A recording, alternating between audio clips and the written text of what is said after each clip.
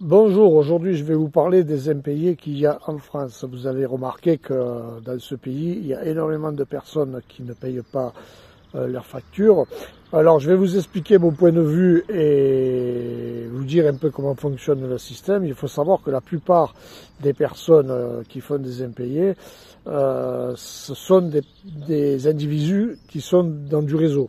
Ils sont francs-maçons, ils sont membres du gouvernement français, notamment dans les renseignements. On les appelle des honorables correspondants, des organisations criminelles.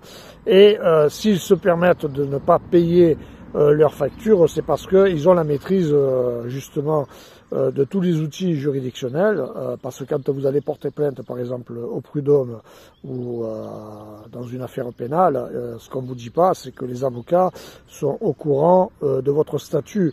On va dire, ils savent si vous êtes franc-maçon, si vous n'êtes pas franc-maçon, si vous avez de la famille dans le renseignement, dans les organisations criminelles, ils connaissent votre contexte économique, etc. Donc c'est de la magouille, hein, la France est une voyoucratie, il faut le savoir, et les organisations criminelles fonctionnent comme ça. Ne vous inquiétez pas. Et dans les multinationales, vous remarquerez que parfois, pour vous fracasser votre entreprise, si vous êtes un petit entrepreneur, que vous commencez à progresser, vous allez par exemple répondre à un appel d'offres. Vous allez obtenir ce contrat avec une multinationale et vous allez vous apercevoir qu'ils ne vont pas vous payer ou alors ils vont traîner pour vous payer. Alors pourquoi ils font ça? Parce que quand ils font l'appel d'offres, les services fiscaux, notamment le ministère de l'Intérieur, eux, ils vont regarder en fait votre situation, ils vont savoir que vous avez des crédits et ils savent que vous avez des dettes et ils savent très bien que si ils vous payent pas ou qu'ils vous font traîner, vous allez avoir des difficultés. Tout ça, c'est de la turpitude. Hein. C'est comme les personnes qui touchent le RSA. Vous entendez qu'il y a des personnes qui vivent du RSA, que c'est formidable. Ils partent en Thaïlande, au Maroc, etc. Ça aussi, c'est de la poudre de perlimpinpin. Hein. Les personnes qui touchent le RSA, elles sont surveillées. Et si elles ne sont pas surveillées, c'est parce qu'elles sont membres de réseau. Hein. Notamment au ministère de l'Intérieur. Ça veut dire qu'elles ont de la famille. Ils sont gendarmes, ils sont ministres, ils occupent des autres fonctions publiques. Ils sont fonctionnaires, ils sont directeurs de France Travail, etc. S'ils peuvent se permettre de partir à l'étranger avec le RSA, c'est que forcément c'est voulu. Hein. Ne tombez pas dans ce piège-là. Il faut savoir que la France est une organisation criminelle et ce sont des voyous qui ont pris le contrôle du pays. C'est comme les escroqueries à France Travail. Et je suis bien placé puisque moi je me suis fait voler mon chômage que j'avais cotisé en Suisse. Bon, je devais avoir 4 500 € par mois. Mais ils vous le payent pas parce qu'ils savent très bien que vous allez porter plainte, mais ça va prendre 10 ans, et que de toute façon, ils vont pas vous payer, puisque c'est le rapport de force, hein, c'est ça les organisations criminelles. Et tous ceux qui sont victimes de ce système, c'est parce que vous n'avez pas la maîtrise dans le réseau et que vous êtes comme des divisions dans le sport. Il y a la première division, la deuxième, la troisième, c'est un peu ce qu'il y a à comprendre. Hein. Ne vous inquiétez pas, les services fiscaux, ils connaissent très bien la situation contractuelle de chaque individu dans ce pays. Ils savent très bien étudier votre économie de marché. Ils savent faire un examen qu'on appelle le contrôle fiscal contradictoire. Donc si ces personnes-là se permettent de pas honorer leurs factures, c'est parce que c'est dans la plupart du temps voulu. Et ceux qui ne sont pas dans le réseau et qui font de la turpitude, alors eux, ils vont pas durer longtemps et d'ailleurs, ils vont être sévèrement condamnés. Voilà. Donc c'est pour ça qu'il faut faire attention en France quand on veut créer une entreprise, et même si vous remarquerez, il y a beaucoup de litiges commerciaux en France, car la France c'est un pays conflictuel. Hein, c'est très difficile de faire une très bonne affaire dans ce pays. C'est pas un pays de business, hein, parce que c'est une voyoucratie.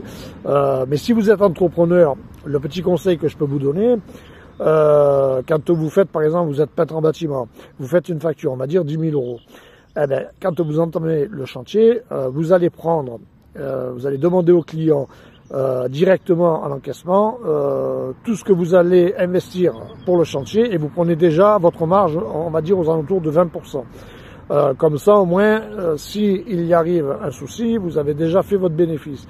Sur le deuxième paiement, s'ils ne payent pas, vous arrêtez le chantier, etc. C'est comme ça qu'il faut faire. Mais n'allez pas porter plainte. Hein. La justice est une mascarade et je suis bien placé pour vous le dire. Moi, j'ai gagné un procès prud'homal il y a des années. J'ai pas été payé pendant 3 mois. J'ai mis 5 ans pour relever la pente et je n'ai jamais eu le moindre centime de mon argent. Hein. France Travail, ça a été pareil. En Suisse, dans mon conflit, bon, même si c'est un litige diplomatique, je me suis menacé de me faire casser la gueule devant le juge d'instruction. Je me suis fait expulser du territoire, je me suis fait fermer mon compte bancaire avec de l'argent, ils m'ont volé de l'argent même en France, parce que quand vous avez des litiges avec l'État, vous allez vous faire entrer dedans. Mais c'est des voyoucraties, hein, la mafia fonctionne comme ça, et la France c'est une mafia. Hein. Il faut bien savoir que les agents de la DGSI et de la DGSE, ce sont des voyous, hein, ce sont des structures criminelles, et d'ailleurs vous remarquerez que beaucoup d'anciens agents du renseignement travaillent dans la cybersécurité, mais parce que c'est eux qui vont les mettre, les logiciels espions. Il faut bien savoir que si la France est devenue le bordel absolu, c'est parce que les services secrets français, par exemple, ont fait tout pour que ça se passe ainsi, c'est voulu. Hein. Les mafieux gagnent toujours à la fin, mais ils gagnent à la fin parce qu'ils sont eux-mêmes des honorables correspondants et ils ont du réseau, ils sont francs-maçons, honorables correspondants, ils occupent tous les postes importants de ce pays et ils font ce qu'ils veulent. C'est pour ça que la France est un pays qui doit être détruite, c'est un pays qui n'a pas d'avenir, et c'est comme ça, et ça concerne plusieurs pays européens. La Suisse, c'est exactement la même chose, et je dirais même que c'est même plus violent en Suisse, parce que la Suisse, vous le voyez avec l'affaire Nestlé Water, hein, je veux dire, la gravité des faits fait que normalement on aurait cassé les licences de cette entreprise, et l'entreprise, on lui donne une sommation pour enlever les filtres, dans l'affaire Perrier. Tout ça, c'est de la mascarade. Ne faites pas confiance aux structures gouvernementales en France, c'est fini. C'est pour ça que la Russie et la Chine gagnent la partie, parce que ce sont des pays qui savent redistribuer les richesses envers leurs citoyens et qui, on va dire, quand ils veulent plus de turpitude, ils s'en donnent les moyens. N'oubliez pas que Vladimir Poutine, il a fracassé les organisations criminelles. Et c'est aussi pour ça aussi que l'Occident lui veut du mal, parce que justement, lui, il n'a pas voulu rentrer dans ce système-là et que l'Occident a toujours préféré la mafia.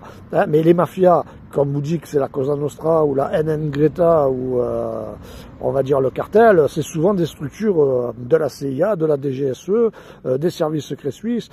Si ces organisations criminelles elles fonctionnent, c'est parce que les services secrets français veulent qu'elles fonctionnent, parce que ça leur permet justement de faire maintenir leur dogme, leur dictature. Hein. Il y a 2 solutions, si vous voulez, en France. Soit ils arrivent à vous prendre votre argent au niveau conventionnel et en vous invitant à ce que vous adhérez à des structures philosophiques pour financer les partis politiques, hein, payer des intermédiaires, et s'ils n'arrivent pas à le faire au niveau conventionnel, ils vont vous envoyer la mafia.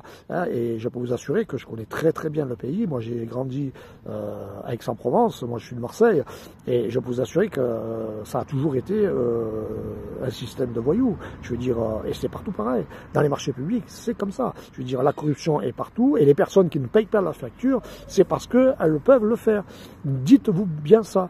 Hein, et l'histoire de la réforme du RSA, c'est ça. C'est profiter des personnes qui sont faibles, qui n'ont pas de réseau, qui sont endettées, pour qu'ils deviennent les petites putes du gouvernement français. C'est l'avenir de ce pays. La France est une organisation criminelle, et même si aujourd'hui c'est difficile, il faut espérer que ce pays sombre dans le chaos pour pouvoir espérer reconstruire quelque chose de meilleur. Ça sera difficile en France, mais le dernier conseil que je vous donne, faites très attention quand vous avez connaissance que des personnes se vantent de ne pas avoir payé ou ce genre de choses.